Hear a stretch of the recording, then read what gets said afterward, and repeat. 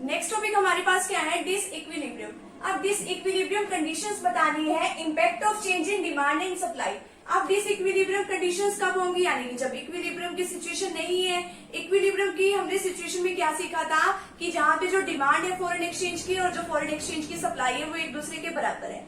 अब या तो इस केस में ये होगा कि डिमांड ज्यादा हो रही है या कम हो रही है, या सप्लाई ज्यादा या कम हो रही है, यानी कि वो एक दूसरे के इक्वल नहीं है। अब जो है इम्पैक्ट बताना है, increase in demand for foreign exchange की डिमांड बढ़ रही है। तो सबसे पहले तो हमने OY एक्सेस पे जो है रेट ले ली और जो है OX एक्सेस पे हमने डिमांड ले ली, demand and supply of US dollar. तो सबसे पहले तो हमने बिल्कुल सिंपल जो हमने पहले माइक्रो इकोनॉमिक्स पे जो डिस्कस किया था, डिमांड और सप्लाई जो हम बनाते थे इस तरीके से, ये डिमांड है, ये हमारी सप्लाई है, ठीक है, ये हमारी सप्लाई है, ये हमारी डिमांड है, ठीक है, और यहाँ पे क्या है, इक्विलिब्रियम सिचुएशन है।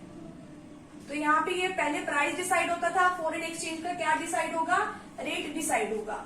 अब देखो कि डिमांड बढ़ गई, अब डिमांड बढ़ी है तो वो इस तरफ बढ़ेगी, ठीक है, यानी कि डी से डिमांड कितनी हो गई है, D1 ऊपर की तरफ बढ़ गई ना। तो अब यहाँ पे डिमांड और सप्लाई इक्वल कहाँ पे है, यहाँ पे। तो इतनी तो अब क्वांटिटी, पहले क्वांटिटी इतनी मिल रही थी, अब क्वांटिटी इतनी मिलेगी। क्वांटिटी तो बढ़ गई, लेकिन क्वांटिटी के बढ़ने के साथ साथ अब ये यहाँ पे इक्विलिब्रियम सिचुएशन है। पहले यहाँ इक्विलिब्रियम था, अब यहाँ इक्विलिब्रियम है, लेकिन रेट भी साथ साथ क्या हो गया है, बढ़ गया है। अब आगे क्या है कि impact of increase in supply of foreign exchange की जो सप्लाई है वो बढ़ गई है।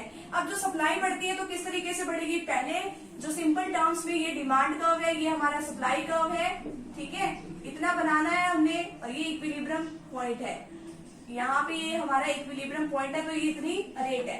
अब जो सप्लाई बढ़ी है वो कहाँ पे बढ़ी है, इस तरफ आगे की तरफ बढ़ी है।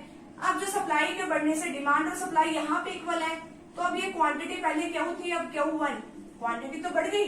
अब देखो यहाँ पे रेट पहले इतनी थी, अब ये रेट नीचे आएगा, तो यानी कि जो इसका रेट है वो क्या हो गया है, कम हो गया। तो इसमें सिंपल सी बात क्या है कि अगर डिमांड बढ़ती है, सप्लाई जो है उतनी की उतनी रहती है, तो हमारे क्या बढ़ेंगे, प्राइसेस बढ़ेंगे, जो रेट है वो बढ़ेगा। और लेकिन अगर सप्लाई बढ़ती है और डिमांड उतनी ही रहती है तो क्या हो जाएंगे, जो रेट है फॉरेन एक्सचेंज का वो क्या हो जाएगा, कम हो जाएगा। तो ये सारी क्या है, डिसइक्विलिब्रियम वाली सिचुएशन है। तो फटाफट से भी आप इतने का स्क्रीनशॉट ले लीजिए।